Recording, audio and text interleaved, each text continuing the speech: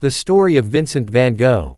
Vincent Willem van Gogh was born on March 30, 1853, in the small village of Groot-Zundert, nestled in the southern province of North Brabant in the Netherlands. 750429, the eldest child of Theodorus van Gogh, a stern Protestant minister, and Anna Cornelia Carbentus, a woman with a passion for nature and amateur drawing.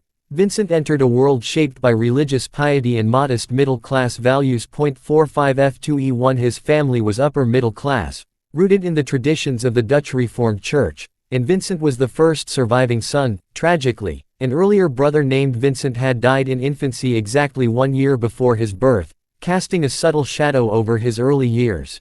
5-4 From childhood, he was described by those around him as serious, quiet, and introspective, often wandering the countryside alone, sketching the landscapes that would later define his art. Yet, there were signs of inner turmoil, moodiness, temper tantrums, and a sense of isolation from his siblings: 2 brothers, Theo and Cor, and 3 sisters, Anna, Elizabeth, and Wilhelmina, known as Wil. B4C37b. Vincent's education was fragmented and unremarkable. He spent a year at the local village school in Zundert, followed by 2 years at a boarding school in Zevenbergen, and then 18 months at a high school in Tilburg. 809 He showed no early prodigious talent in art. Instead, his drawings were simple and childlike, more a pastime than a calling. At the age of 16, in 1869, Vincent left school and began an apprenticeship at the Hague branch of Goupil & C., an international art dealership run by his uncle, Vincent van Gogh. F57243 This marked the beginning of his professional life, one that would see him grappling with purpose and identity for years. He proved diligent in his work, handling prints and reproductions, and in 1873, he was transferred to the firm's London branch. It was here, amid the bustling streets of Victorian England, that Vincent experienced what he later called his happiest period. 543388.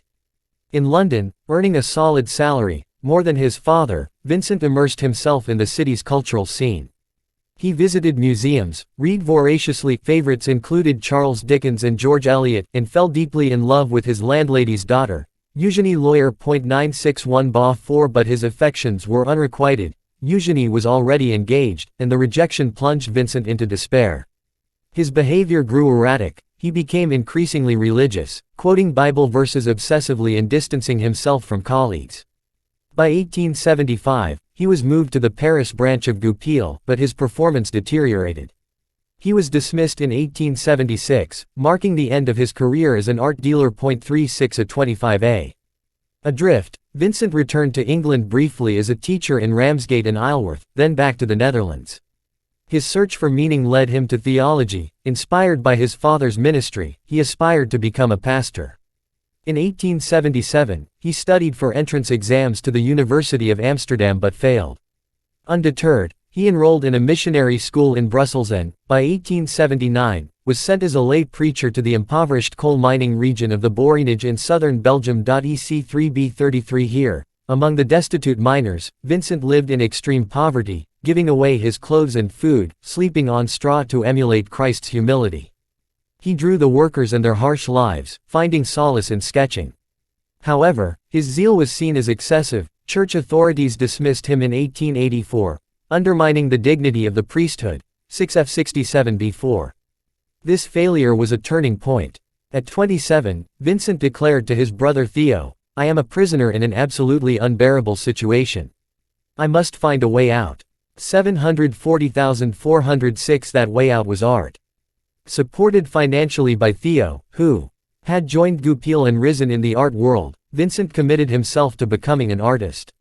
Their correspondence, over 800 letters, became a lifeline, revealing Vincent's thoughts, struggles, and evolving philosophy. A423 In 1881, he moved back to his parents' home in Eden, where he honed his skills, drawing peasants and landscapes. He fell in love again, this time with his widowed cousin Kiva Stricker. But her rejection, no, nay, never, deepened his melancholy. C8127. By 1882, Vincent relocated to The Hague, studying under his cousin Anton Mauve, a Hague school painter. He experimented with watercolors and oils, depicting urban scenes like railway stations and gasworks. 8 DBD5D His personal life was turbulent. He lived with Klausina Cian Hornick, a prostitute with children, whom he tried to save through marriage, but family opposition and financial strain ended the relationship. In 1883, he moved to Drenthe, then back to his parents in Noonan, where he painted his first major work, The Potato Eaters, 1885, a dark, earthy depiction of peasant life, reflecting his admiration for Jean-François Millet. 170534. During this peasant painter phase, Vincent produced over 200 works, focusing on the dignity of rural laborers, but his father's death in 1885 strained family ties further. Seeking formal training, Vincent enrolled at the Antwerp Academy in late 1885, clashing with instructors over his unconventional style. He was influenced by Japanese prints and Peter Paul Rubens, brightening his palette slightly. A16A4 health issues, malnutrition, smoking, and absinthe abuse plagued him, leading to tooth loss and digestive problems. In March 1886, he abruptly joined Theo in Paris, crashing unannounced into his brother's Montmartre apartment, E 2491. Paris transformed Vincent. Living with Theo, he encountered the Impressionists, Monet, Pissarro, Degas, and post-impressionists like Seurat and Signac. His dark Dutch tones gave way to vibrant colors and pointillist techniques. 78A12. He studied at Fernand Cormon's studio, befriending Henri de Toulouse-Lautrec and Émile Bernard.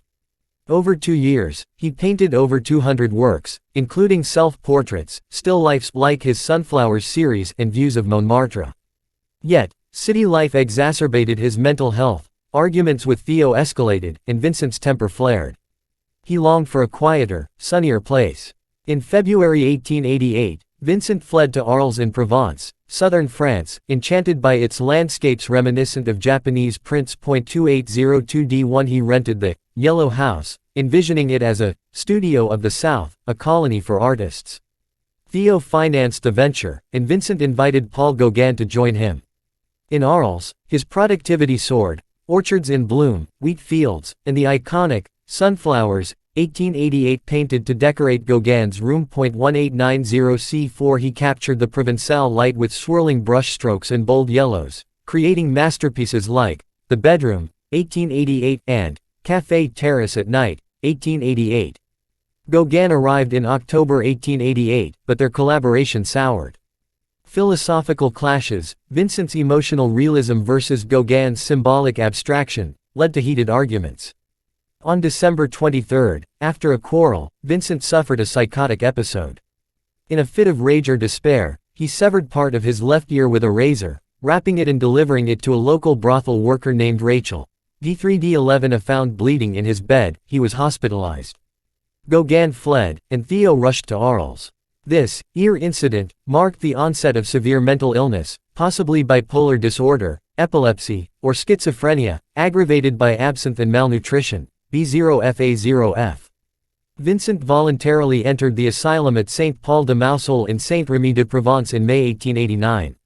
Amid hallucinations and seizures, he painted prolifically, over 150 works in a year, including Irises, 1889, The Starry Night, 1889, with its turbulent skies symbolizing his inner chaos, and cypress trees evoking death and eternity.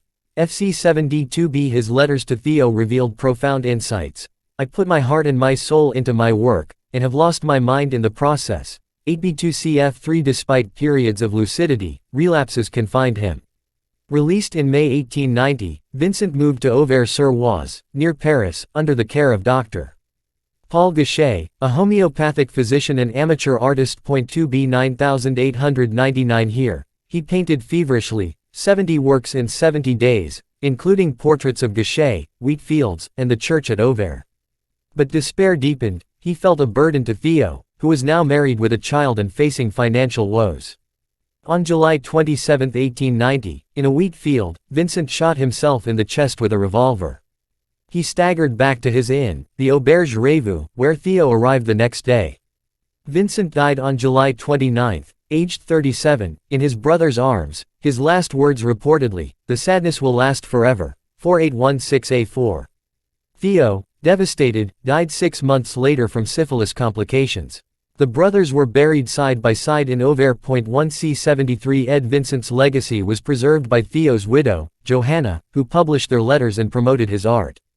In his decade-long career, Vincent produced about 2,100 artworks, 860 oil paintings and over 1,300 drawings, watercolors, and sketches. 945,247 He sold only one painting in his lifetime, The Red Vineyard, 1888, but posthumously, his influence exploded, inspiring expressionism and modern art. 780836 Vincent's story is one of relentless pursuit amid suffering. From a wandering soul to a visionary artist, he channeled pain into beauty, writing, "What am I in the eyes of most people? A nonentity, an eccentric, or an unpleasant person? I should one day like to show by my work what such an eccentric, such a nobody, has in his heart." De 2b40 today, his works fetch millions, housed in museums like the Van Gogh Museum in Amsterdam, but his true value lies in the raw humanity they evoke, a testament to a life of passion, madness, and unyielding creativity.